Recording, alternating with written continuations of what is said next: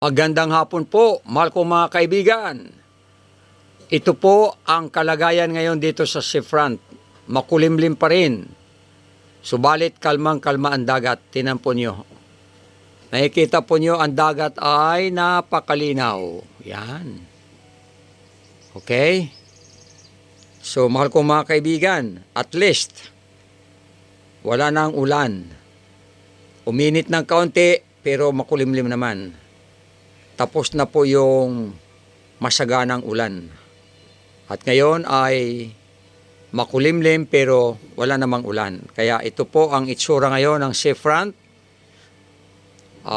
Napakatahimik. Walang kaingay-ingay. Ang narinig mo ay huni ng ibon. At walang masyadong galaw ang mga puno. Tinan mo ang mga daon ng niyog. Halos hindi gumagalaw. Yan. At ngayon po ay mayroon akong ipapakita sa inyo, mahal kong mga kaibigan. Dumating na naman ang isang napakalaking cruise ship. Ayan, tingnan natin ha. Tingnan natin ang cruise ship, mahal kong mga kaibigan. Ayun, nakaparada sa Port of Puerto Princesa City. Ayun, tingnan nyo po nyo, pagkalakihan. Ang taas po. Ilang kayang palapag yan at ilang kayang kwarto yan. Kanina po dumating yan. At mamaya-maya po ay aalis na rin yan at pupunta naman sa ibang bansa. Sa ibang destinasyon nila. So gayon, ang kalagayan po ng lugar ng seafront ay ganito. Ayan o. Pagkakalma ang dagat. Talagang tahimik ang kapaligiran dito sa seafront ngayon. Habang ako ay narito sa balcony ay tinitingnan ko po yung kagandahan ng kalikasan. Yan.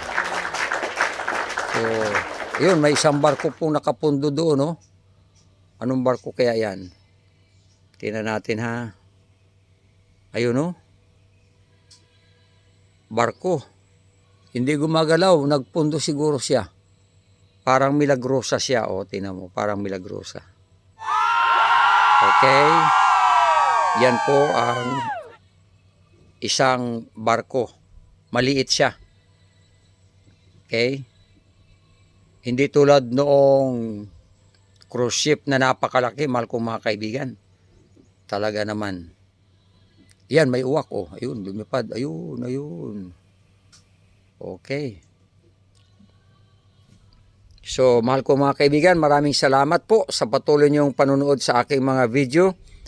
Ngayon ay busy po si Pastor Fegao sa paghahanda ng darating na malakihang okasyon. Kaya't hindi po ako nakaka-vlog palagi ng iba pang mga content. So, pasensya lang po kayo, pero salamat po at patuloy kayong nanonood.